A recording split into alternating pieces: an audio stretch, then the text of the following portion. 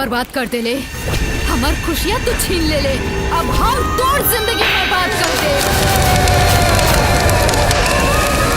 काहे इतना घूर घूर के देखा तारा? तहार मेहरारू है का? फोटो साफ करके सोचत रहनी। अच्छा जी। हो गई है तो रखता।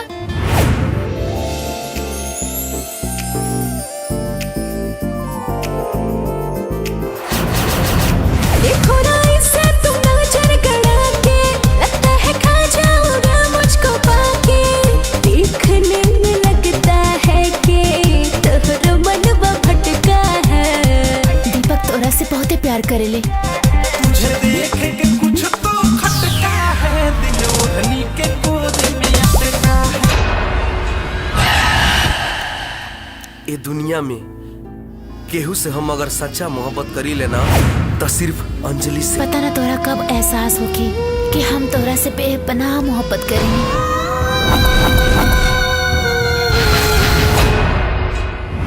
अरे कौन है रे?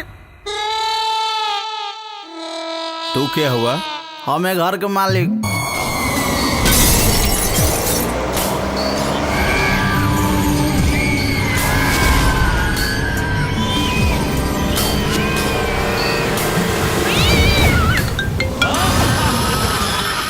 चोरी चोरी हमारा से मिले अवतारा, जान जाए के हो अपना दत्त सुधारा।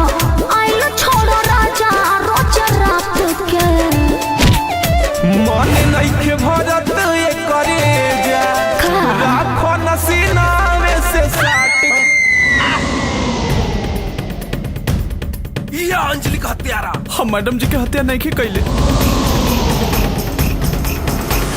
हम अब डिसीजन ले ले बानी, अब फुल एंड फाइनल हो जान लू।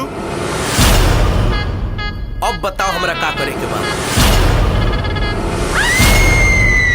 देख दीपक जी पापा। बड़ा मेहनत और लगन से कंपनी के खड़ा कैले बानी। ई पोजीशन बा, गलती ना कहिए जैसे कंपनी का इज्जत हमरा इज्जत पे दाग लगे, बुझला नू?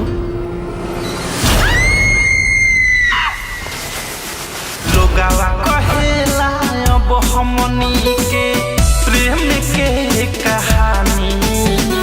तू दीवाना मैं दीवानी। इले अंजलि के मर्डर हो गई।